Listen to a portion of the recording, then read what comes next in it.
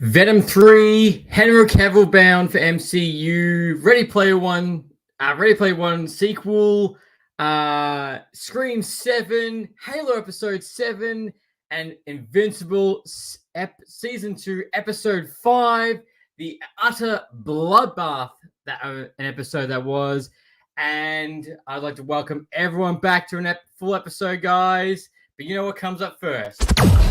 Welcome to the Lights, Camera, Rant Podcast. Your source for the latest on movies, TV shows, and video games. Get ready for ranting, raving, and reviewing. Here is your host, Lee. Hey everyone, welcome back to another episode of Lights, Camera, Rant. And I'd like to say thank you very much for everyone who's coming past on the live episodes as well as on the repeats too. Ty, how about Star Wars? Well, actually, I do have a little bit of Star Wars news today. Interesting about Rogue One Squadron. That's going to be interesting. That is happening, isn't happening, but we're going to dive into that. I would also like to say for that, first things first, a little bit of business and housekeeping is that we will be having a review coming out this week for Wicked Little Letters. I was lucky enough to get a ticket from Studio Canal to go see the premiere. It was fantastic, but there was a couple of things that I would tweak into it, but we will dive into that in the episode, so stay tuned. But as you guys know, we're going to dive into the pop culture news, which we've got a bit that's happened in the past week. So grab a can, sit on the couch. If you're driving, take it easy. We're going to dive in. So the very first thing I want to talk about is that MCU Henry Cavill is now the other week Henry Cavill was rumored the fact that he has signed on to the MCU. He signed on to a role, which we did hear that, and that was fine. That was bound for something. Cool news. Henry Cavill will be a great addition to the MCU. However, the other little bit of news that we got was that it's possibly going to be for Deadpool 3, and he's going to be a Wolverine variant. Now, I would have to say, cool if he's in that. Hell yes, if he's going to be a Wolverine variant, even though he's very tall. So I would rather him be a Cyclops variant than a Wolverine variant in between. And I would rather him also have a bigger role than just playing as a variant in a particular film. Like, don't get me wrong, him appearing is going to be absolutely great. But I'd probably either a Cyclops variant or a different role, which there's been a lot. There's been a lot that's come up, There's been Captain Britain. There's been the Cyclops. I would love to see him actually being, if it's not Cyclops, not Wolverine, my third pick, if he would be a Captain America variant. I think he would have been perfect as Captain America. Yes, take away his British accent, and because we know he can do a perfect American accent, obviously, because of Man of Steel, but I think he'd be great in that. Being a Captain America variant and would suit it to a T. But yes, Henry Cavill is absolutely MCU bound, and what shape or form it's going to take is up for grabs, whether or not it's going to be a cameo in Deadpool 3 or it's going to be his own role. For me, I hope it's his own role, but that's taking it wrong. I would love to know what role or what would you like to see Henry Cavill be in the MCU? Do you want a small role or do you want a big role? And which iconic character do you want to see him take up? Next, which I totally forgot that this was in production. So we all know that, was it last year? Last year or the year before? That Among Us. Now, this was a game that you could play with your friends. You could get it on your iPhone or just on your Samsung. It doesn't matter, on your iPad, whatever. It was a very small game that you could play, and basically you're on a space station with a whole bunch of astronauts, and you're also trying to find who's trying to kill everyone. One person plays the killer, and you have to be very sneaky. Absolutely blew up. I think it actually could have been because of COVID times. And it actually blew up even more. I haven't heard anyone talk about Among Us for a very long time, actually, until this actually popped up, because I forgot this was in production, is that there's going to be an animated movie of Among Us.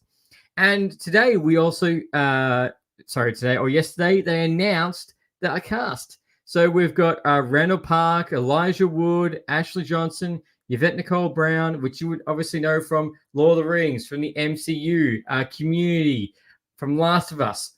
These iconic voice actors are going to be voicing these characters. Now, there's very little details on what the plot will, expand the plot on what we think it's going to be.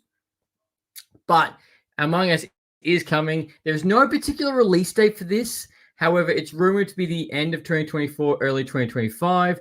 We did get a small little behind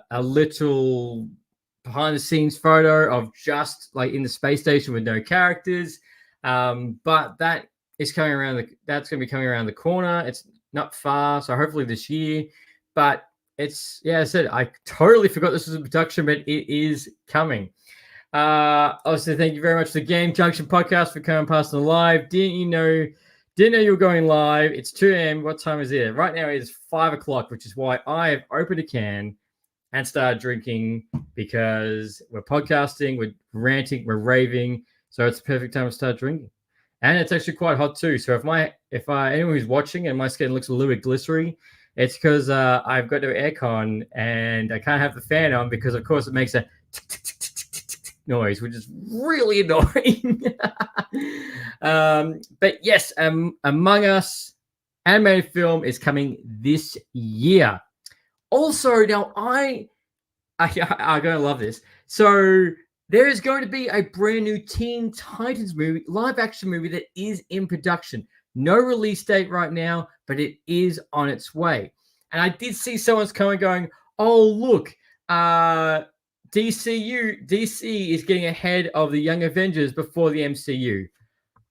Now, I have a problem with that comment, because let's be honest, DC is about to go through its 4th reboot, so of course they can jump onto the Teen Titans live action movie a lot sooner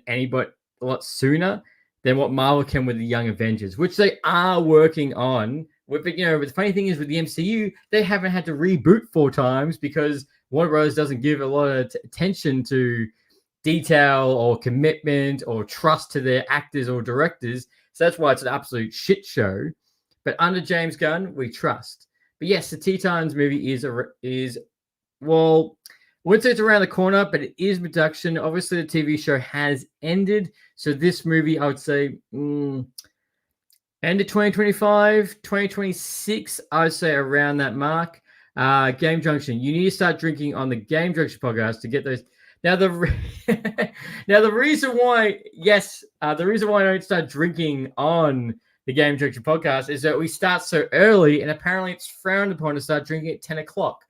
If you don't think it's bad drinking at 10 o'clock, then please comment. And if it's fine, then I will take a shot first thing off the bat to get that podcast going. Also, Game Junction, Teen Titans, Young Avengers. DC has sucked ass, but as a franchise, nobody knows who Young Avengers are.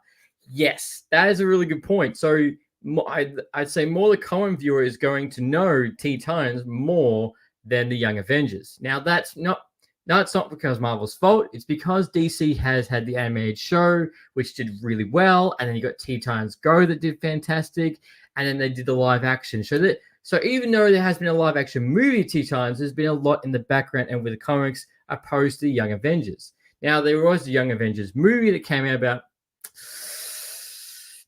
I want to say about 2020, 2011. That's probably when it roughly came out, but there hasn't been much talk since then about the Young Avengers. We know who the lineup of the Young Avengers is going to be in the MCU.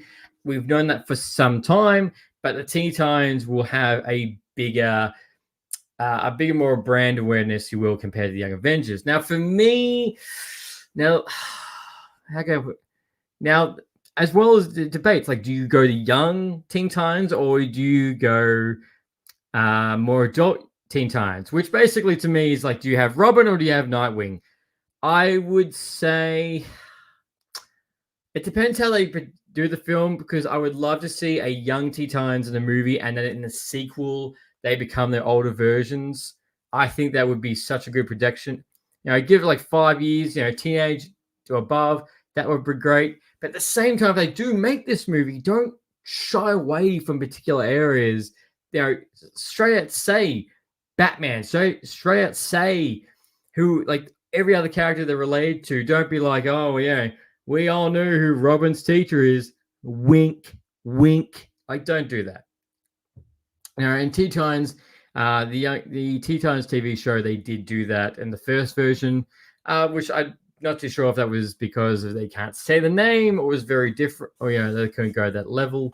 But I don't want them to do that. I want them to be able to say pretty much what they did in the TV show. I would like them to do the live action TV show because we have Batman. It makes sense. I always like to say hello to Mr. Mark My Words on the YouTube chat. Thank you for coming past, man. If you haven't started drinking, I think you should start drinking now.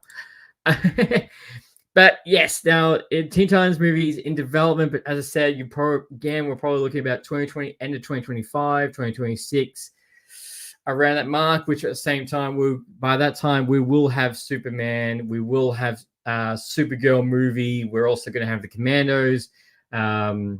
All in between, but that is coming well. Say less. Also, Game Junction Cartoon Network's studio was directly involved in it, so that's why. Oh, there you go. That's why, because the Cartoon Network's studio was directly involved in the Teen Titans TV show.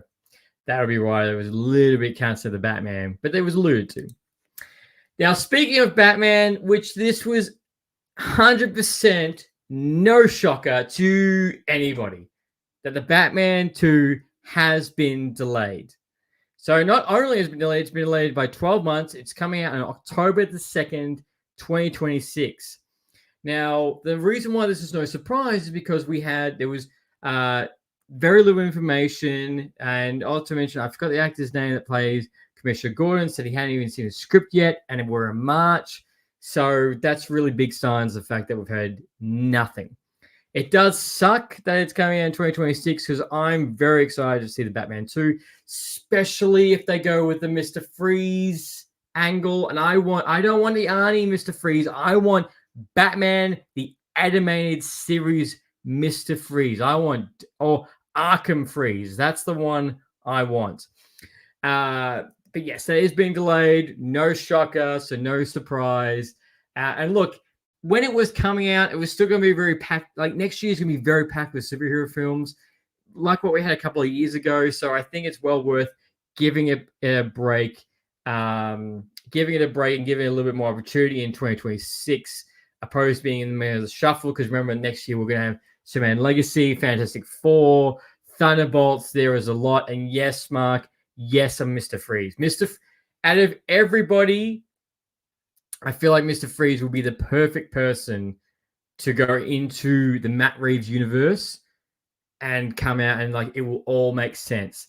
And funny enough, Game Junction, don't forget we're doing a video on Godzilla Kong. It's right around the corner. That is right. So it's funny actually because Mr. Mark My Words in our group chat said, don't forget about Godzilla versus Kong, and we need to buy tickets, which I don't think tickets are on sale yet.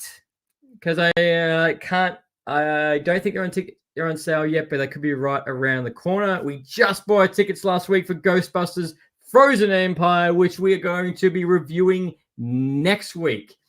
Yes, they are. Okay, yes, they are. Godzilla vs. Kong tickets are on sale right now, so we need to get them quickly. Speaking of Ghostbusters Frozen Empire, I was absolutely gutted. I know there's things Australia gets that Europe doesn't get, America doesn't get. But I saw the other day that they posted that I think AMC theaters was that you could get a Ghost Trap popcorn box. I'm like, come on, why can't we? Why can't we have those things? Why can't we have something like that? Like we used to before COVID, we used to get tins for every single movie. Which I had a very large collection of that, which I had to get rid of because my partner told me, and we moved house. Had to get rid of a good portion of it.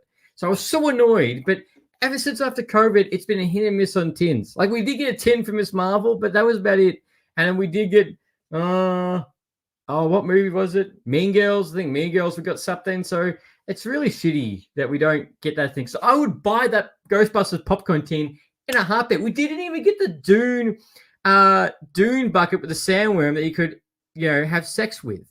Like you couldn't. Like I was like, oh come on, I want my bucket with the extra cream. Nah, we didn't even get that. It was just a normal bucket. So I still made use of it. Anyway. Also,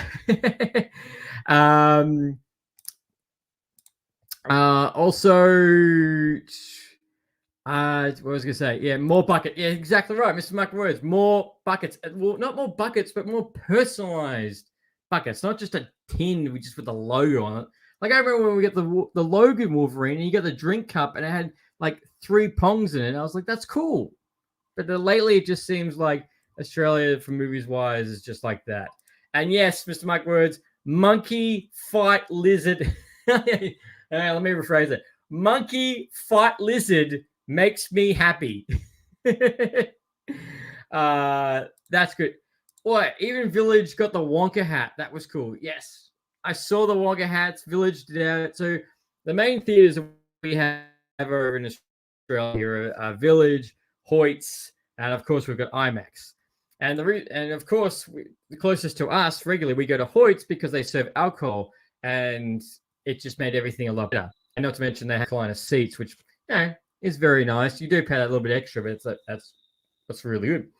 But it just seems such a hit and miss between each theater. Like if they told me that you had to go to Village or you have to go to this very small theater to go get that Ghostbusters popcorn bucket, I'll be there. I would be straight effing there to go get it. So absolutely preach more buckets. Hashtag Mr. Rant, more buckets Australia. That's, yeah, want to get that trending. What was it? Game Junction. I don't have an AMC close to me. It's almost 2-hour drive, so I go to a small owned theater. Hey, hopefully the small owned theater still gets you some good shit, man. And the buckets opposed to what we get over here. Now that's I love you, Mark. I love you. Hashtag Mr. Rant. I love you. Best man. Now we also got in the past week The Crow. Now there was a lot of mixed emotions about this movie. People going, this looks like Jared Leto. This looks like a mess. This looks like shit. I'm just reeling off I'm reeling off everything going on TikTok. Never forget Game Junction. Never forget I named you Mr. Rant. I won't forget that. But yeah, so it was going on the fact that you watching this trailer, I didn't dislike the trailer. And I don't know if it's just me, but I didn't dislike it at all. I thought it was all right. I got a bit of a mix of John Wick vibes with it, just how brutal it is. Like action horror, would you call it? Action horror. In that sense.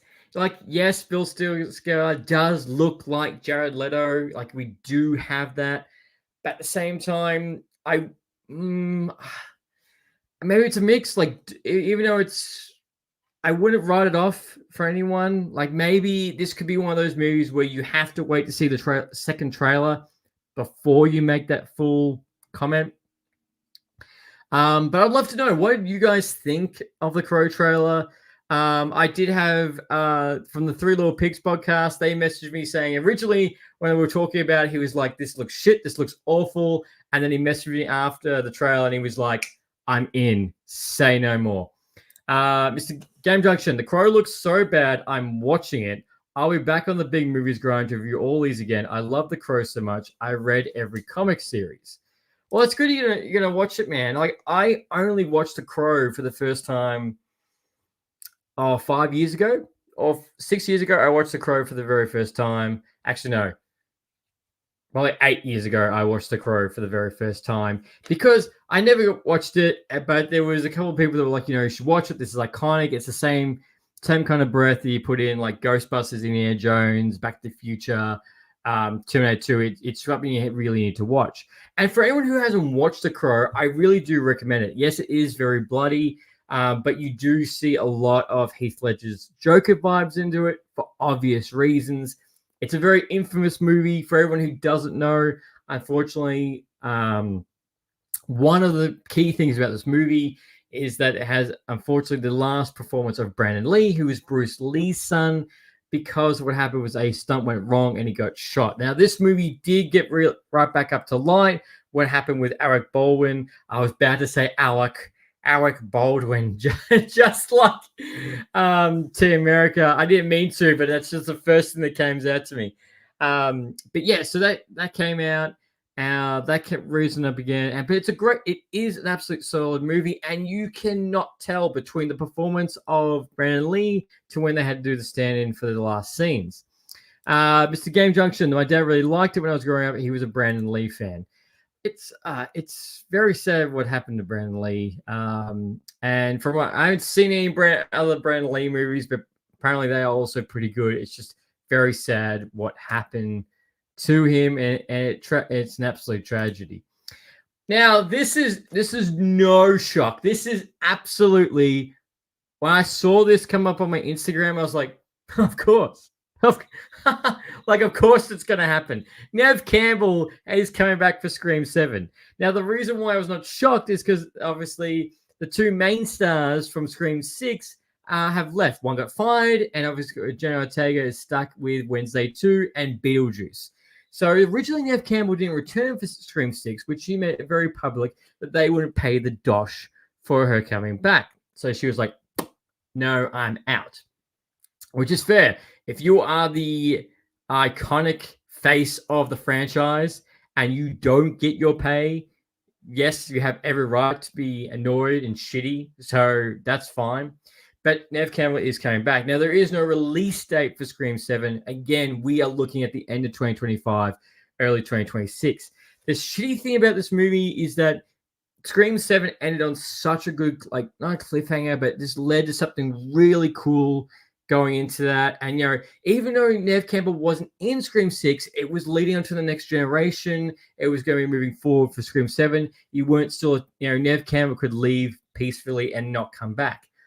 But she is coming back, so the movie's going to be very mixed on how they are going to make this, how it's going to make sense on what's happening, why there's another Ghostface killer.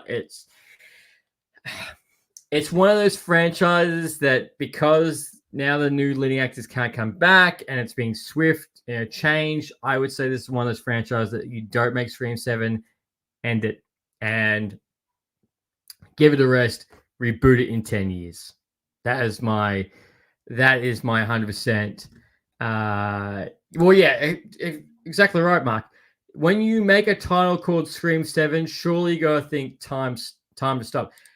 Exactly, especially when you've lost the two main characters from the previous movie. So trying to write a script for it's gonna be, I wouldn't even want to touch it.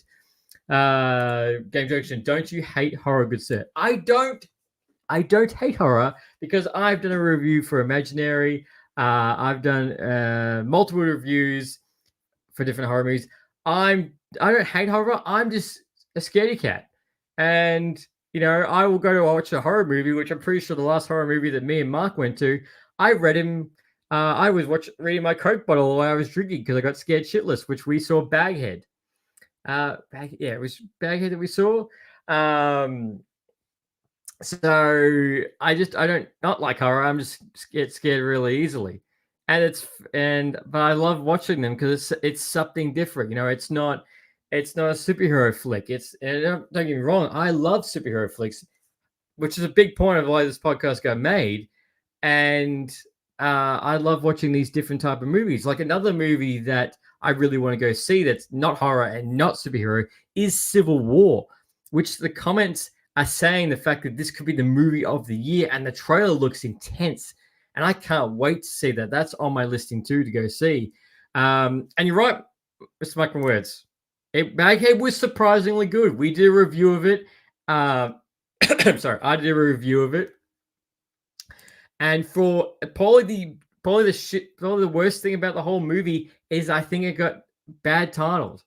The title does not when you hear, "Oh, I went and saw Baghead," you're like, "Oh, that sounds shitty," but it was actually pretty good.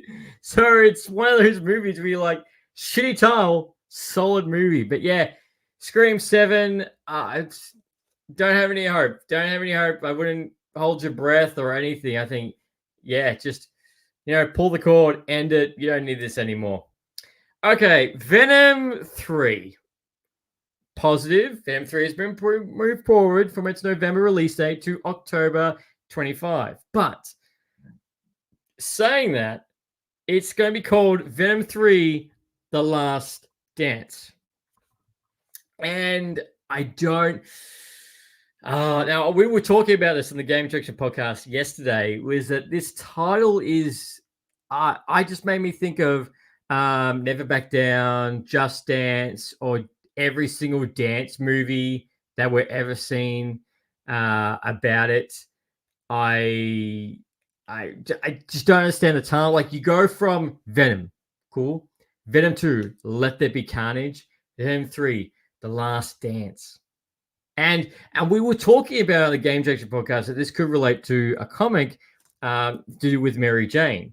Now, Mary Jane might pop up in Venom 3. We've got to remember that Venom 3 takes place straight after Spider-Man No Way Home. It's an absolute continuation. We've seen set photos and we've seen that, so we know that continues on. So there's again, all we've got is the logo, which is quite simple, and the title now and the new release date. We know, and the fact that it's a continuation from the set photos. That's all we know about this film. So how are we gonna know? We don't know anything else about it. Now, who the villain is, anything like that, we know nothing. But we do know that this is Tom Hardy's last go around playing in this Sony Venom trilogy. Kevin Feige has also gone on record that he is open to Tom Hardy being in Secret Wars as Venom. Mark my words. Why is this the first time I thought of Marvel in so long? Yeah, I can tell you why. I can tell you why, Mark. I can tell you now. This is a debate that me and Mark have had for a little while now. Not a debate, but when someone's already moved on, but you're clamoring on to hope. That's me. I'm clamoring to hope to the MCU. And I completely understand what Mark says and the fact that nothing's really exciting in the MCU. It's like, oh, cool. Thunderbolts, meh. Cat 4, meh. Fantastic Four, meh. And he has every right to be like that because of the, if you looked at the graph of Marvel before Endgame, it's little bit of dints up in here. Little bit dints, like, for example, Iron Man, Incredible Hulk, Thor 2, up like that. And you keep going that scale. But then obviously after Endgame, it's been a little up and down, all like this on the graph. So, and it's hard to bring that faith. But for example, last year, we had Ant-Man 3, which was dismal and gave us very little to Kang moving forward. Then we got Guardians of the Galaxy, which was a return to form and was an absolute win. And then we got the Marvels, which was not the worst Marvel movie, not the greatest. It was mid-tier. But it was still surprisingly refreshing. I'm not hating the Marvels. I still think it has where it's due. So that's the thing. And this year we're getting Deadpool 3. And there's a lot riding on the Marvel for Deadpool 3 to be an absolute winner. So it could be the fact that instead of being more really hyped for these movies, it might be the fact that we just take these movies as they come, each one as they drop. Like, don't get me wrong, me and Mark, and the rest of our gang, we're still going to go to every single Marvel movie that's going to come out. But it just might be that we might just be more excited when we do get to see it. When myself, like, I'm excited for Deadpool 3. For me next year, I'm more excited for Fantastic Four and Thunderbolts than I am for Cat 4. But at the same time, I can't wait to see Harrison Ford to join the MCU, which is going to be an absolute win. And what an absolute tangent we went on from Venom 3.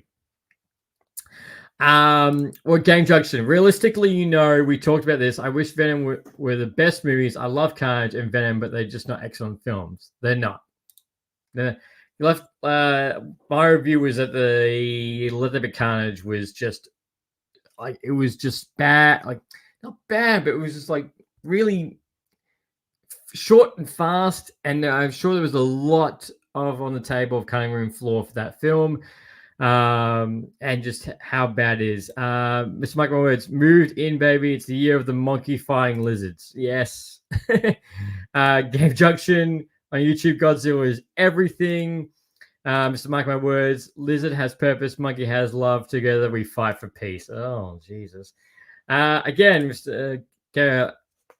Sorry, Game Junction. Deadpool 3, I'm going to first to midnight showing. Do it. I predicted the fact that Deadpool 3 will make close to or just a little bit less than Spider-Man No Way Home. And the reason for being this is that, again, Deadpool's going to be in the MCU. Hugh Jackman is back as Wolverine. And there's nothing else coming from Marvel movie-wise. So everyone who's like, oh, I'll just wait until the next Marvel movie. There isn't one this year. So, yeah, I got to go to this one.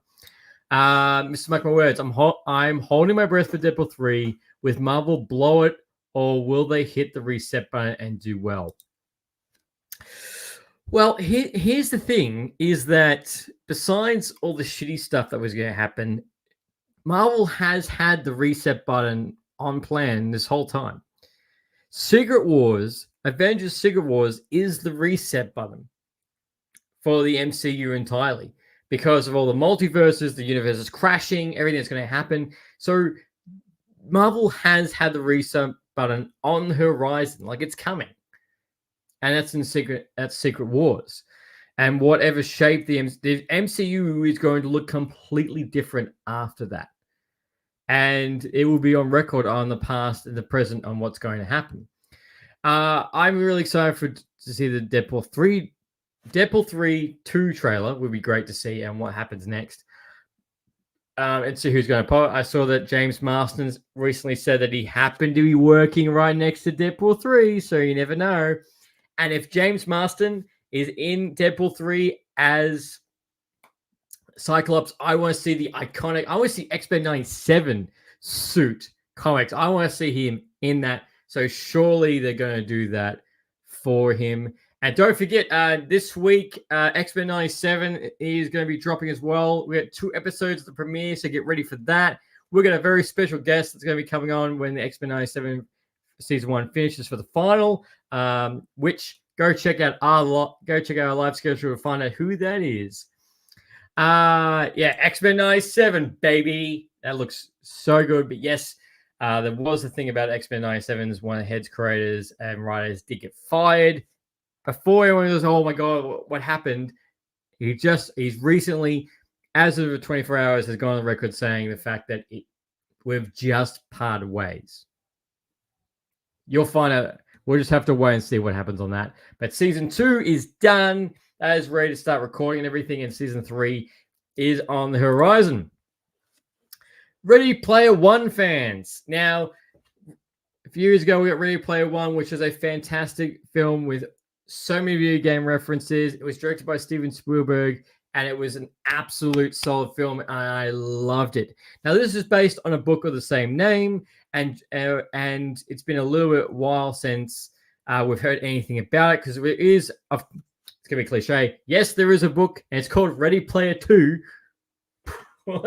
Shocker. But Steven Spielberg has gone on record saying the sequel is in development. He will not be directing. He will only be producing, which he has done on multiple different projects. So it's not the end of the world. He's not directing it. But I would love to see a sequel to this. It had so many pop culture references. There was the DeLorean from Back to the Future, and it was gorgeous. This is one of Steven Spielberg's best projects. And so I'm really excited for this. If it's in development, again, well, pretty much a lot of these films, we're looking at like 2026. There's no cast, there's no release date, there's no plot before anyone asks, but Ready Player 1, Ready Player 2 is currently in the works. So I can't wait for that. And it had it's right. It had Optimus Prime. It had Spartans. This whole episode could be all the references in that movie, but it is on the way. Now this is the kind of interesting.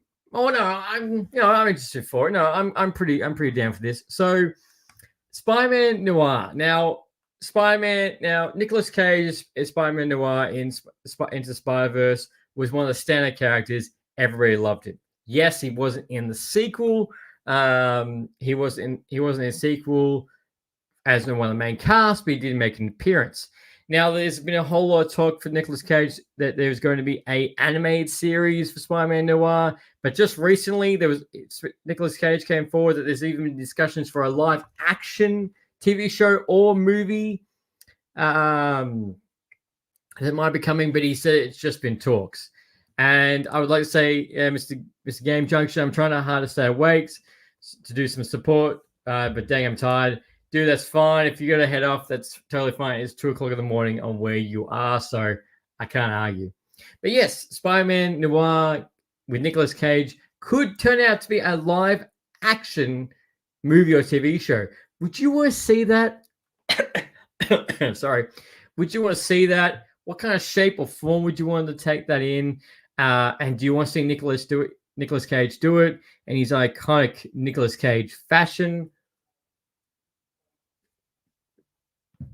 I'd love to know what you guys think on how it's going to be. Yeah, but Spider-Man Noir could be coming in his own movie, TV show, or animated. There's a lot on the talks. Now, Star Wars. Now, this is weird. I wasn't really okay. So, Patty Jenkins, who directed Wonder Woman 1 and 2, this movie Rogue Squadron currently works. It was announced, at which she was working on, and then after a few years, it said the project was cancelled, and it was done due to scheduling, creative differences, you name it. But then she's recently just kind of saying she's back working on the project. Now, I read it. I was like, okay, so was the film ever cancelled, or was it just put on hold? Do we all want to see a Rogue Squadron movie? Like, to me, out of all those movies that got announced, even with the one with the Rey sequel, I did not care. The movies for me was the Mando movie and the one about the early Jedi Order, about the First Order of the Jedi. Like, that was the two movies I was really excited for.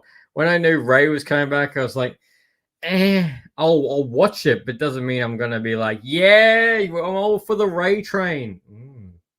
No, that sounds weird. Yeah, I'm not excited for it at all. But for the Rogue Squadron, it looks to be a little bit different on what it's going to be the basis on. I don't need to go into too much detail. You guys know exactly what I mean by Rogue Squadron, X-Wings, everything involved. So, but at the same time, I would love to see a Star Wars film mixed with Top Gun. You take my money, Highway to the Danger Zone with X-Wings. You got a money ticket right there. People will go for it. Get Tom Cruise involved. It will be an absolute winner. Now, that is the biggest news that's happened in the very past week. And right now, we are going to be diving into Halo Episode 7. So, this is the last episode, right before the last episode of Halo. Sorry, I say that. This is the last episode. This is the second last episode before the end of Halo, and the last episode of Halo is, funny enough, is called Halo, and that is coming this week, and that is a wrap on season 2. So basically, the great thing about this episode was that we are like this close to seeing the series catch up to the video games for Halo, the first Halo game, and we are so close. So right now, we are getting a race between John going to the Halo to meet McKee and go to Halo because he needs to get there first. Mr. Mark my words. Still haven't seen an episode. I would honestly, Mr. Mark my words, I would love to get your take on the show. if you were to watch it all. So first season was 9 episodes. This is 8 episodes. I would love to get your take on this because this man is very critical, and he will tell you straight up this is outstanding and this is a piece of shit, which is why I love having him as a guest on the show, which is well overdue, my good sir. But it's I tell you, and I've said this for the last few weeks about Halo. It's like you watch it and the couple elements, you're like, yes, like this is great, this is awesome. And the next few bits, you're like, this is boring, this is shit. Oh, why have they done that? Yes, it's not canon, but it's saying it's taking elements, it's trying to be true, half and half. So I would love to hear from someone who doesn't anything know about Halo, hasn't played the video games. I would love to hear someone's take on the show and what they think. Now, I will say Halo Season 2 is an improvement compared to Season 1, but at the same time, we see John out of the suit more than compared to Season 1. But over this episode, which we're going to get off his course, left, right, and center, spoilers. So if you haven't watched the show, get ready for now. So this episode starts off with McKee and John on Halo having the vision because they touched both the artifacts, which we saw at the end of episode 6. And they're talking. Even episode 6, they still haven't explained how did McKee come back after she got stabbed and died. It still hasn't been explained. And like, yes, I don't always need explanation for why is the air and why is water blue, but when you have one of the main characters die and suddenly comes back the next season and nobody, like he didn't, John's standing there and talking to her. I'm like, why haven't you asked, hey, nice to see you. I saw you die. How are you alive? Dead bird walking. What? No, we're just going to talk about Halo, which I don't mind. So they talk about Halo. They go and talk about they need to get there first. They have a connection, and that becomes a race on that end. At the same time, we find Eckerson does some research on the spike. Now, originally in the last episode, the spike, as the Spartans were training, was just meant to not digitize. I'm sorry. Was meant to render the Covenant ships useless and they can't use them and cripple them. But Axon Fire has found out the fact that not only does that, it's essentially a black hole bomb that this spike does because it overloads the hyperdrives in the Covenant ships. It goes boom. So not only do they want to blow up the Covenant fleet and hit him with a punch, they also want to blow up Halo so no one can touch it. And of course, when your show is called Halo, it's based on the video games, based on the books. Halo ain't going anywhere, ain't going to blow up at all. Spoiler alert, there's more than one ring, so it's not going to happen at all. So this is where the break comes. So you're going to have Kai. She can't go with John. She goes with the Spartans, and they're going to go in that direction. They're going to go in that direction and going to fight to try and spike. Kai knows this is going in. She knows what's going to involve because John and Kai confront Axon because he's the only one who knows where John's suit is. John gets the suit finally after for so long. Finally gets the suit, which is so effing annoying. Gets the suit and he goes on his own mission. Cortana is still with him technically, but we don't see Cortana talk to him at all. And then we also get with Halsey, Miranda, and Khan. Oh my god, just totally forgot her name. Kwan. They get with them and they find this scientist that's died and they grab her research and they find this massive city. Now this scene was really good because of the fact that you saw the old, not the old, but you saw the Covenant, the Forerunner, very Halo-esque. The energy bridges, that was all really cool. Very Halo-esque. Loved it. That was really cool. And then obviously when they try and get away, because all the doors start shutting, and they show there's a giant city under this planet, and what this research could be. But I have seen different rumors that this could be research. This could be research about the flood. Now we haven't seen the flood all this season. We did see the flood for a little bit in the season 1 for one episode, but that was it. Whether or not they could be fully flooded is a little bit different. But we haven't seen the flood for this episode. Which, for anyone who doesn't know Halo and what flood is, flood is when you play Halo 1 and you have the mission where you meet the flood for the first time. It is a very scary mission. It is intense and will scare the absolute shit off you. No joke on how scary that is. I still remember that mission when I was playing as a kid. I was like, no. Loud music and everything. But nonetheless, for that.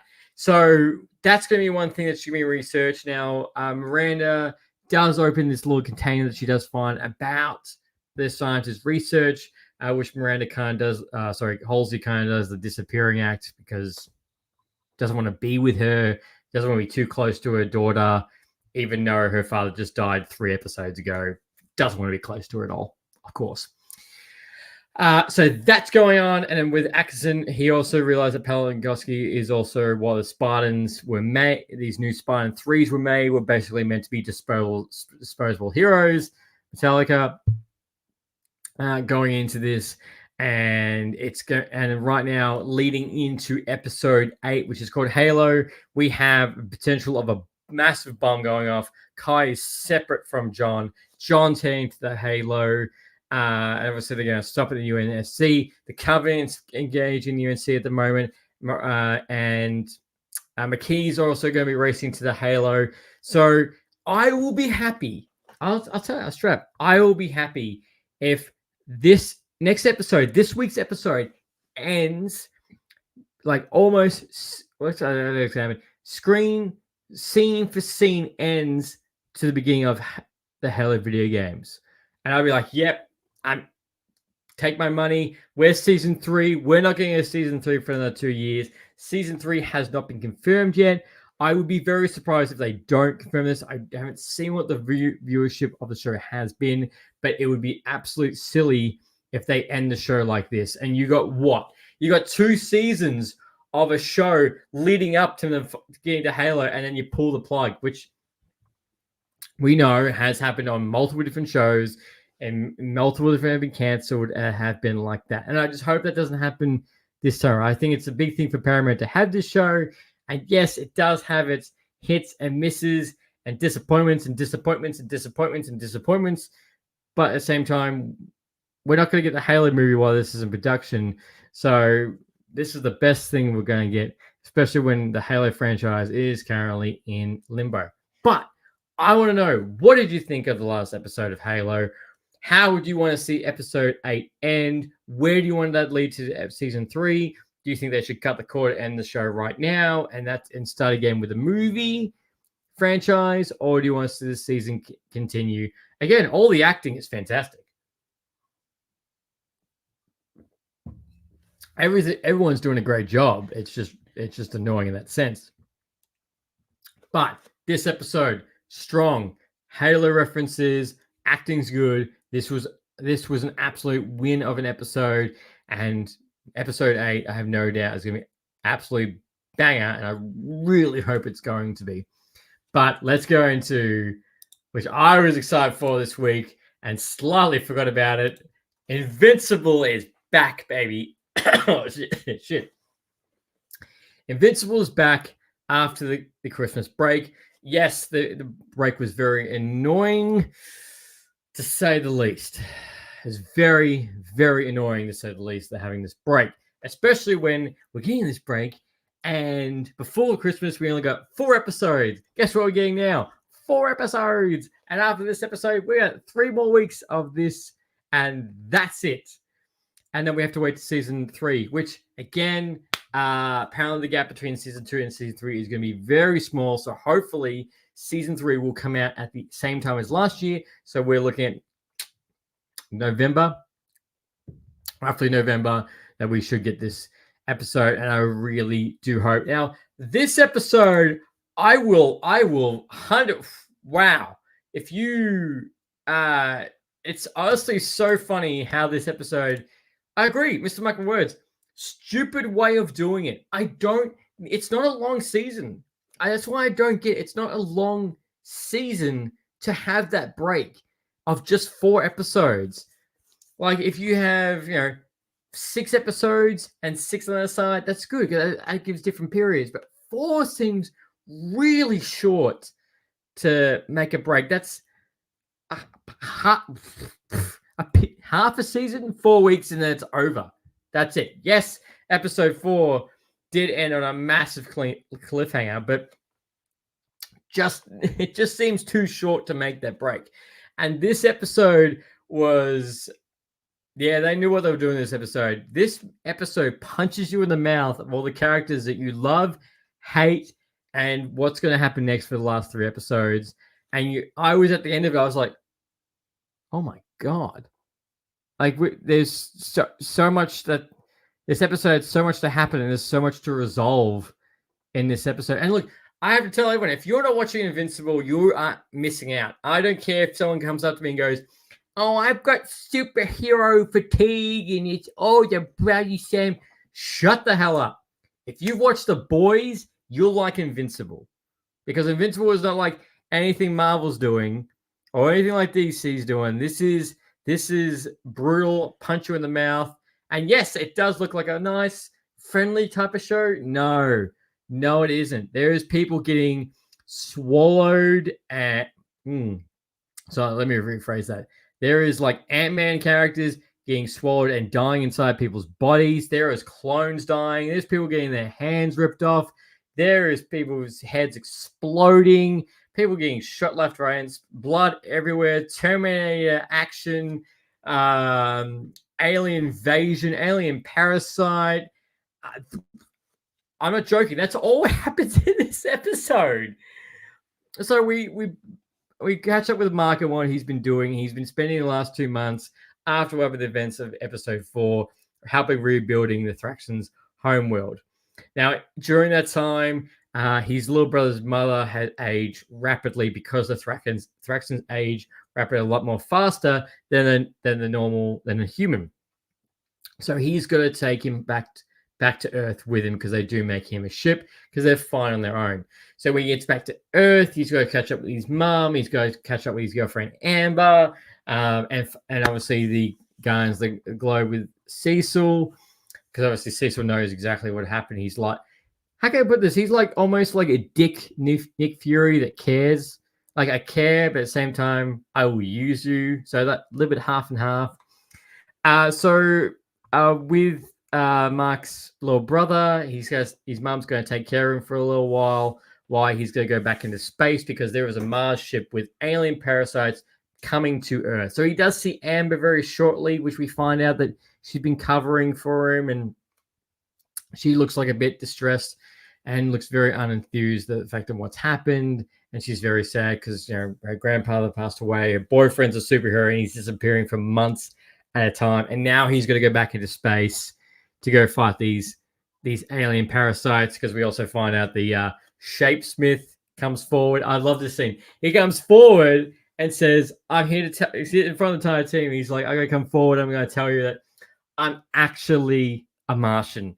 And no one says anything except for Cecil's like, of course we know you're a Martian. We all know you are. And one of the other blokes, other characters is like, really? You all knew? God damn it. So he's like, we all know you're an alien. Why do you think we let you in the team so easily? And he tells her what's happened. We find out that this entire alien invasion is because of him. And what's happening into this. So what's coming, because they can't penetrate the Martian skin, but they can penetrate humans, so they can take over and breed and everything moving forward. They can take over Earth. So Mark goes with the team. He recruits Eve. Actually, no, I lie. What's name actually recruits her and does some great character development on getting her back on the team. Now, I love that. That was great character growth on getting them back. Whoops, gotta get a drink. It was great seeing them back, and they're going to be going back in the team. So it's great seeing the Guardians of the Globe together again, because it's been a while. I say about 4 episodes since we last saw them all together on Eve going on her own journey. So they shoot off onto that. But at the same time, what happens to Guardians of the Globe? The Lizard King goes and attacks a military base and tries to get nuclear codes to threaten everybody. So the guys go to the leftover are going to fight them, which is just Kate, which is she can duplicate her body, and Ray, which she can go really small, and she's like Ant-Man. So they go take him, and they get beaten brutally. So bad they get beaten, it's ridiculous. And this is what happens. So Kate, she dies, all of her clones die, but at the same time, I was shocked when I saw it, but I thought, yeah, look, you could duplicate your body, so I have no doubt that you've probably got the original. One of you is somewhere else, somewhere, still making duplicates, but she died, and the Ant-Man girl, she went inside one of the guys because she got eaten, and she was going to expand and kill him. Unfortunately, she doesn't. The guy crushes her, breaks her bones, which you can hear, and it's brutal. And you can hear it, and then blood just pours out. Like, this is not a kid show at all. And then Rex, who I mentioned, Rex was the one who recruited Eve. He gets his hand like right off, and that's pissed out with the blood. And he's trying to survive, and then unfortunately King Lizard's got a gun to his head. Why that's also happening, Mark and the team are getting surrounded by these squid things, and they're about to lose. Now, we have seen in the promo that a couple of characters do get squids on them and be possessed. What's going to happen? That is a spoiler, but we saw it in the trailer, so we do that. It's going to happen in next week's episode. So, but this episode, just so much happened. The team's back together. The team's in trouble. Half the team is dead now. Not to mention, Dale, not Dale. What's name finds out he's partially terminated because Cecil didn't want to kill him and let him die after what happened with Omni-Man. So he's going to be partially terminated now, and he's trying to reconcile the fact that that's happening, and why that's going on. We've also found out that Alan the alien is back and is jacked as shit, which made me think of like Super Saiyans. Like, what happens with Super Saiyans, of course, Dragon Ball Z, is that when they're at a near-death experience, they grow stronger because the cells in their bodies. That's what happened to Goku and Vegeta. And basically, that looks like what's happened to Alan, because he's jacked as shit, which we thought he was going to die. And on top of that, the old guy that's the voiced by Optimus Prime removes his beard, and he's like, I'm actually a rogue Viltrumite, and you need to go get Mark and recruit him to fight against the Viltrumite army. Now, yes, Omni-Man was not in this episode, and there is mention, Mark does mention what happens to his books, because he wants to find out what happens, because Omni-Man right at the end of episode 4 is like, Mark, don't forget to read my books where I get my ass beaten. And we have seen him in the trailers that he will make more appearances, but there is 3 episodes left of this season.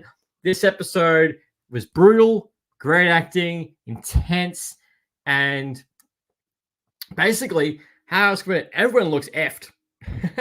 Everyone is effed in this episode at the end of it, and up shit creek without a shadow of a doubt going into it. So you need to start watching this. Next episode, episode 6, 7, 8, there's going to be a lot going on for the last 3 episodes. And we still have to go about the main villain for season 2 that's still lurking in the background, going around because of what happened in episode 3 or 2. So there's so much. But look, solid. I would say putting up Halo episode 7, Invincible season 2, episode 5. Invincible had the better episode from strength to strength, from start to finish. That's the better show. right now. Now, Halo again is ending next week. We got 3 episodes of Invincible season two, and I want to know, what did you think about Invincible? Are you happy the series is back? Are you shitty the fact there's only it's during the break and then we get a bigger break again, which I'm with you on that. I think it's just absolute shit and annoying the fact that that's happening.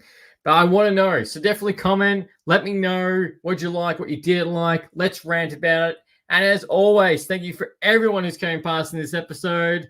And until next time, happy ranting. Thanks for listening to Lights, Camera, Rant. If you like the show, don't forget to subscribe so you don't miss a single episode. While you're at it, leave us a rating and review, and be sure to tell your friends.